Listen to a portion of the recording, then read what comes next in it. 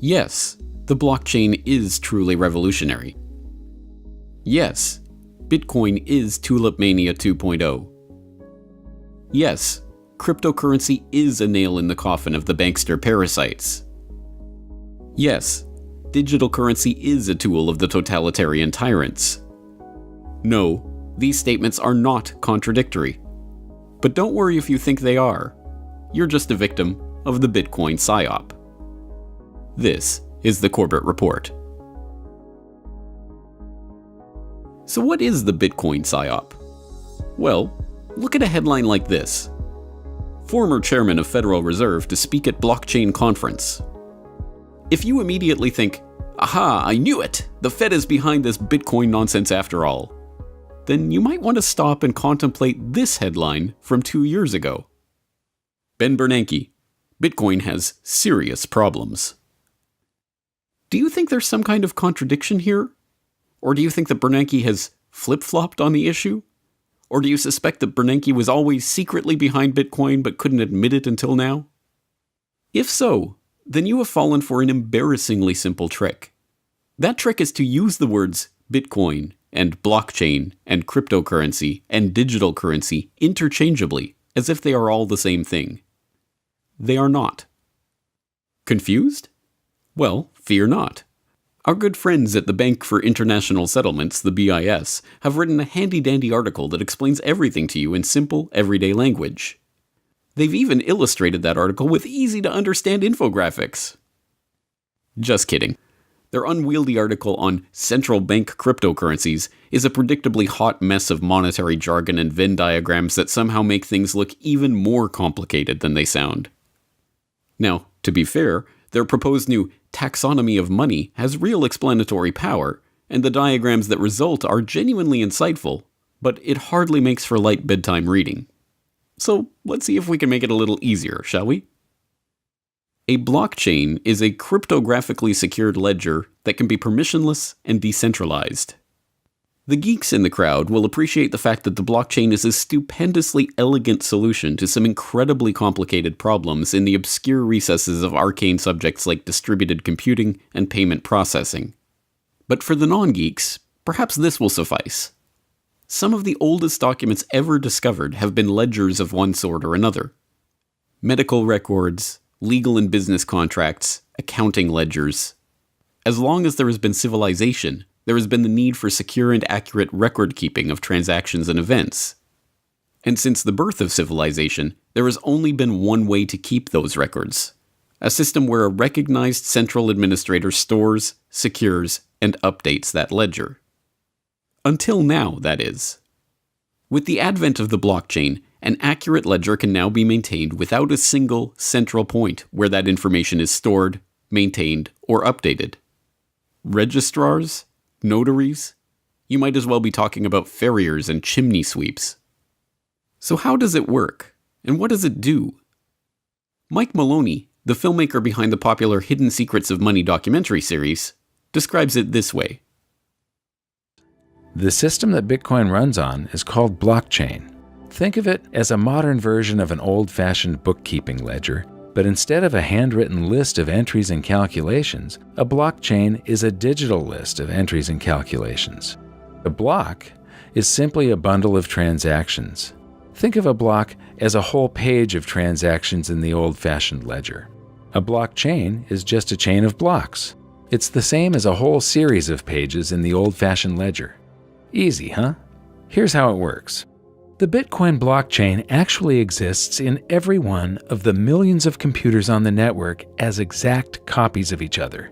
However, for this example, so that we can zoom in and you can really see just how a blockchain works, I'm going to show it as one giant blockchain in the middle of a small network of computers. Let's follow a pizza transaction with Bitcoin. When the transaction occurs, it first appears on the network in a pool of unconfirmed transactions, along with thousands of others from all around the world. Millions of different computers from the network then gather some of these transactions and place them in their own blocks. The computers are all creating blocks constantly in the hope that theirs will be the next one added to the official chain. A new block is added to the chain every 10 minutes or so, when one of the computers wins the right to have its block recognized as the next in the chain and is rewarded with a prize of newly created bitcoins. The way a computer wins the prize is by trying to guess the answer to an extremely difficult math problem. In fact, the problem is so difficult that even with millions of computers making guesses billions or even trillions of times per second, it still takes roughly 10 minutes to find the answer. Once one of the computers guesses the correct answer and wins, all of the millions of computers on the network that did not win are instructed to throw away all the work they have done, update their ledgers with the block from the winning computer, and start again with a new math problem. In doing so, the computers use an immense amount of power and cost a literal fortune to run. So why do they do it? Because it can be very profitable. This is where the term mining for bitcoins comes from. Instead of striking gold by mining for precious metals in the wilderness, these computers are hoping to strike Bitcoin by mining precious numbers on the blockchain. But talking about the blockchain is like talking about the printing press. Yes, it's revolutionary. Yes, it will change the course of history. But what specifically does it print? Well, whatever you want it to, of course. A papal bull or the 95 Theses, the 9/11 Commission Report or the Road to 9/11, a GMO cookbook or the Anarchist cookbook, colorful pieces of toilet paper or Federal Reserve notes, but I repeat myself. So what does the blockchain record? Well, whatever you want it to, of course. It can be used as a tool for creating smart contracts, or registering land ownership, or creating decentralized cryptocurrencies. This is where Bitcoin comes in. So what is Bitcoin? Bitcoin is a peer-to-peer cryptocurrency whose transactions are recorded in a public blockchain ledger. There are 3 things to note about this description of Bitcoin. First, Bitcoin is just one application of the blockchain ledger technology. They are not the same thing. Bitcoin is not blockchain. Blockchain is not Bitcoin. Bitcoin uses the blockchain innovation to run an electronic payment system. It's important to stress this point.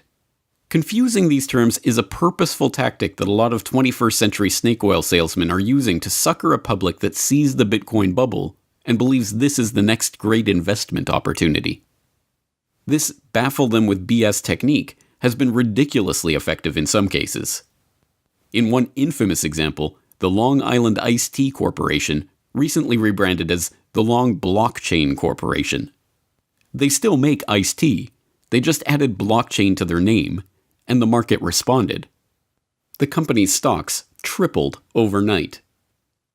This is the exact phenomenon we saw emerge during the dot-com bubble, when any company that added .com to their name saw their stock price rise. And it is a sure sign that people are being baffled by techno-speak that they don't understand in the slightest. Andreas Antonopoulos provides some straightforward advice for separating blockchain from BS. So let's get started. What exactly is going on here? Is this the greatest technological innovation and explosion of innovation since the mobile internet, or maybe even the internet itself? Or is this the greatest load of hype ever arranged around a technology in the history of technology? Both. And in fact, that's a characteristic of advanced technologies. I often say that where Bitcoin and the other open blockchains are today is approximately where the internet is in 1992. In terms of technology, in terms of infrastructure deployment, in terms of adoption patterns, this technology is approximately where the internet was in 1992. But the hype around blockchain is exactly where the hype around the internet was in 1998. You know what comes next. There will be a shakeout. When the waters recede, you can tell who on the beach wasn't wearing a swimsuit. They stand there naked. It's an empty promise. This will happen in the blockchain space. There is a lot of bullshit being peddled to VCs, to investors, to initial coin offering buyers, to uneducated investors. There's a lot of Ponzi schemes. There's a lot of pyramid schemes. There's a lot of empty promises. There's also a lot of business as usual disguised as innovation, disguised as disruptive technology. Now, out of that came this fantastic saying, blockchain is the technology behind Bitcoin, which is incorrect. Blockchain is one of the 4 foundational technologies behind Bitcoin, and it can't stand alone. But that hasn't stopped people from trying to sell it. Blockchain is Bitcoin with a haircut and a suit that you parade in front of your board. It's the ability to deliver a sanitized, clean, comfortable version of blockchain, of Bitcoin, to people who are too terrified of actually disruptive technology.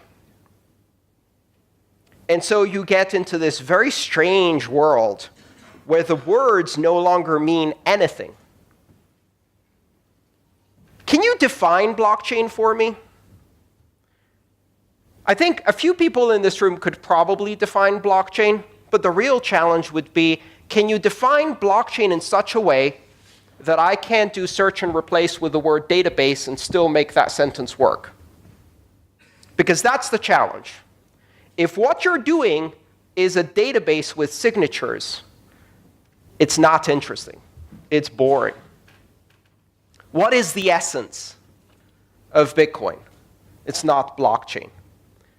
The essence of Bitcoin is the ability to operate in a decentralized way without having to trust anyone. The essence of Bitcoin is to be able to use software to authoritatively, independently, without appeal to authority, verify everything yourself. You don't trust the other nodes you're talking to. You assume they're lying. You don't trust the miners. You don't trust the people creating the transactions. You don't trust anything other than the outcome of your own verification and validation. And through that, you end up trusting in something more important, the network effect. Bitcoin introduced the concept of decentralized security through computation. And this has not yet sunk in. What Bitcoin does is it allows you to replace a security model that is based around concentric circles of access and control with an institution in the center, with a security model that is inside out, open and accessible to everyone, a security model that is based on market forces and game theory. It is the first market-based security model, where a series of incentives and punishments ensure that the ultimate result is you can trust the platform itself as a neutral arbiter that is not controlled by anyone, without third parties, without intermediaries. Bitcoin revolutionizes trust. The second thing to note in our definition of Bitcoin is that it is a cryptocurrency. That means it uses cryptographic functions to secure and verify transactions on the network and to control the issuance of new units. Bitcoin conforms to a certain protocol, and that protocol defines the rules by which the Bitcoin network operates. You can tweak those rules and create similar but separate payment systems, each with its own qualities. These Bitcoin-like cryptocurrencies are called altcoins. Thirdly, Bitcoin uses a specific kind of blockchain ledger called a public or permissionless blockchain. This means anyone can join the network and contribute to the maintenance of the ledger, mining in the Bitcoin parlance. There is another kind of blockchain called a private or permissioned blockchain that requires nodes to be invited to join the network or otherwise given permission to participate in maintaining the ledger. And as a further level of analysis, it should be noted that all cryptocurrencies are digital currencies, but not all digital currencies are cryptocurrencies. Oh, and then there's virtual currencies, which are technically speaking another thing altogether. Okay, this is starting to get confusing, isn't it? This is about the point where we'd need to bust out the Venn diagrams and start coloring the overlapping parts, right? Well, if you followed all of this, good for you. If not, don't sweat it. The point for today is simply to recognize that there are a lot of separate but related concepts here, and to talk about them as if they are all just one big monolithic thing is not just unhelpful, but purposefully misleading. So, with all of this in mind, let's look at those Bernanke headlines again. Former chairman of Federal Reserve to speak at blockchain conference. And Ben Bernanke, Bitcoin has serious problems. Are you at least beginning to get a handle on how these headlines are not contradictory? How it could be that a central banker could be interested in blockchain technology, but dislike the Bitcoin application of that technology? If not, think of it this way. The same DVD player that can play Century of Enslavement can also play The Federal Reserve and You. The same printing press that can print Crossfire, the plot that killed Kennedy, can also be used to print the Warren Commission report. The same web browser that can take you to CorbettReport.com can also take you to nytimes.com. And no, I'm not recommending that you go there. So yes, the blockchain could be used to create digital currencies that represent the very vision of a totalitarian tyrant's wildest wet dream. Central banks could use private blockchains to administer national digital currencies that permanently record and track every transaction in the economy. That currency could be distributed through government-issued digital wallets that act as an individual ID and allow the government to track everything you ever purchase back to you personally. It could be used to create the perfect system of panoptic oversight, and the totalitarians could, as sole proprietors of the private blockchain, target anyone they saw as a threat for removal from the economy by simply revoking their wallet. And yes, the blockchain could be used to create a digital currency that represents the bankster's worst nightmare. Free individuals could use a public blockchain to create a cryptocurrency not issued by or subject to any central authority. Or they could use it to raise untaxable crypto funds for agoristic startup ventures through unregistered ICOs. Or it could be used to transfer value or property instantaneously across the imaginary lines on the map that define the supposed boundaries of the would-be tyrants' geographical monopolies without the permission of said tyrants. Are you starting to get the picture? A gun can be used by a jackbooted minion of the police state to murder you and your family, or it can be used by you to defend yourself and your family. It is a tool, just like the blockchain, and can be used for good or for ill. So, what I'd like to equip you with is a set of criteria to understand when you are being presented with something, perhaps to invest, or to be employed, or to engage in some way.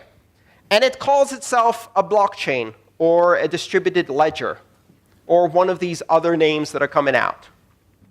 How can you tell? Blockchain or bullshit? They both start with a B. What's the difference? If you can replace the word blockchain with database and the brochure reads the same, it's business as usual. It's not decentralized. It's not borderless, neutral, censorship resistant, open. It reestablishes trust in intermediaries. It's just a database. And that is not disruptive. The idea that we're going to take this technology and use it to improve the operating margins of centralized institutions of trust so that they can continue business as usual, I'd say it's abhorrent, but that's a strong word. It's just boring. Really, really boring. No one got into this in order to make a few billions for a financial services clearinghouse. And if you did, I'm really sorry. That's boring.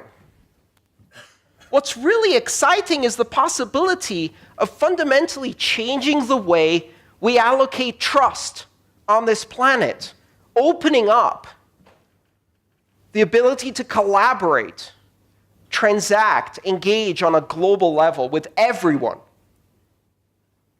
Simply by means of downloading an application, you can become part of a giant platform of trust that doesn't care who you are or where you came from, that doesn't require permission to participate or innovate, where a 12-year-old JavaScript programmer has the same influence as power as JP Morgan Chase. More, in fact, because they're doing open source and feeding into a community of collaboration that is creating a tsunami of innovation. Taking this technology and using it to strengthen the same centralized institutions so that they can improve their bottom line is boring.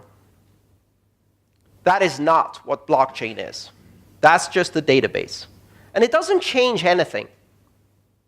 In fact, there are some rather disturbing possibilities in this model. Let's think about it for a second.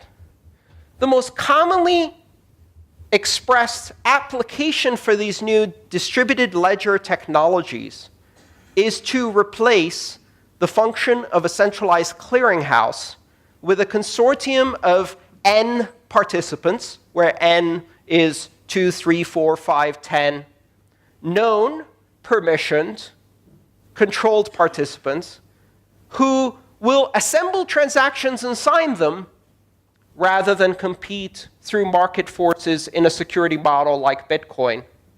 We discard currency as the underlying mechanism for building market-based security. We discard proof of work as wasteful because all it allows you to do is decentralized, secure, neutral, censorship-resistant blockchain. And we trust 5 named parties to sign transactions. At that point, they don't need to assemble these transactions in blocks. They can just sign the individual transactions.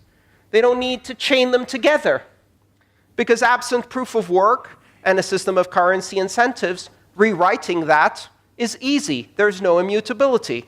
So it's not a blockchain anymore, because there's no blocks and there's no chain.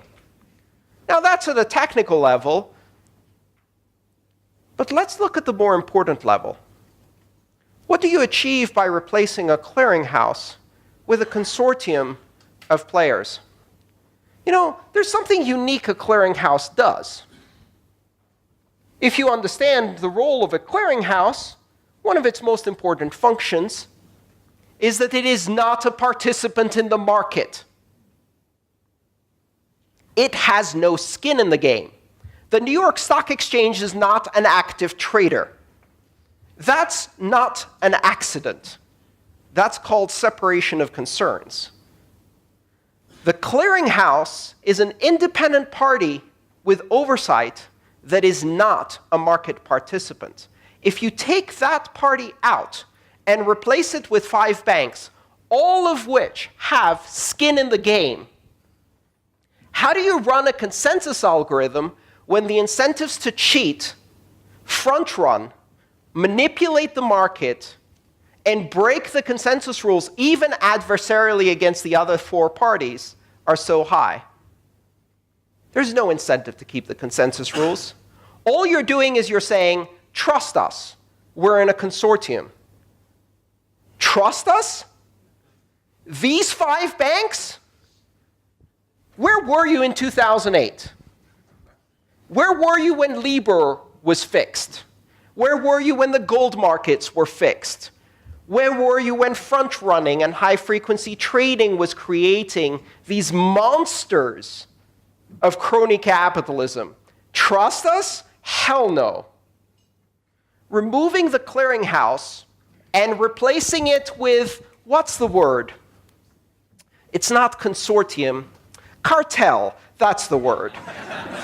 With a cartel of the same market makers who have manipulated and compromised every market in history, and doing that in a way that closes this from transparency.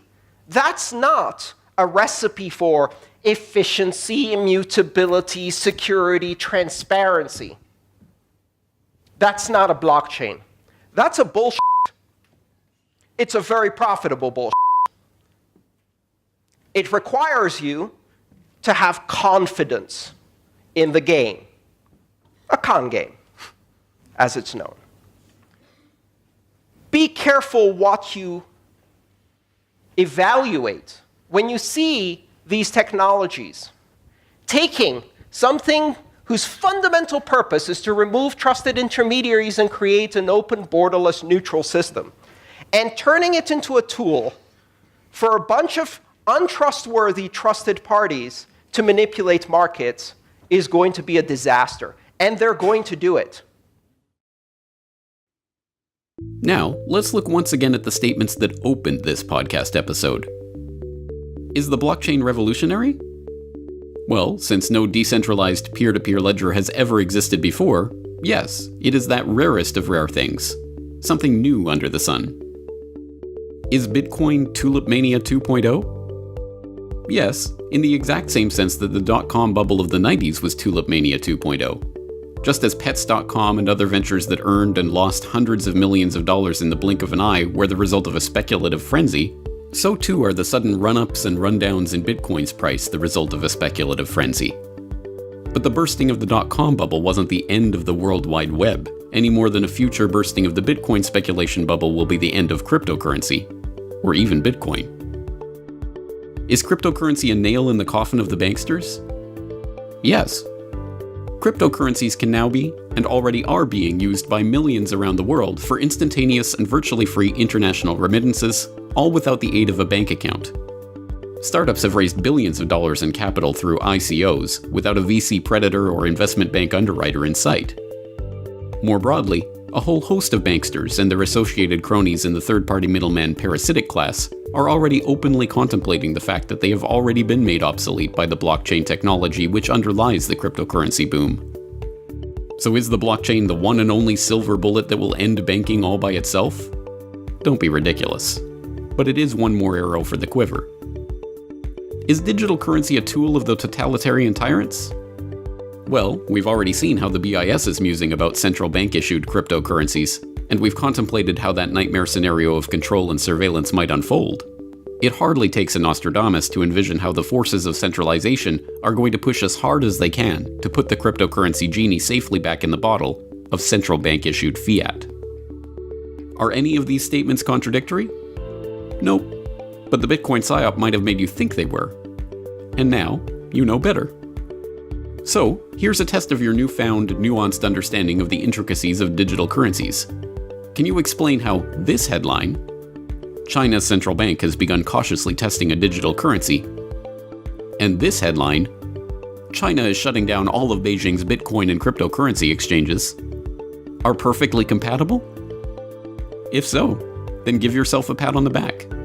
You've just seen through the Bitcoin PSYOP.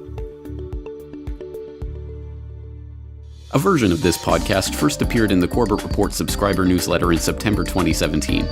To keep up to date with the newsletter and to support the Corbett Report, please subscribe today.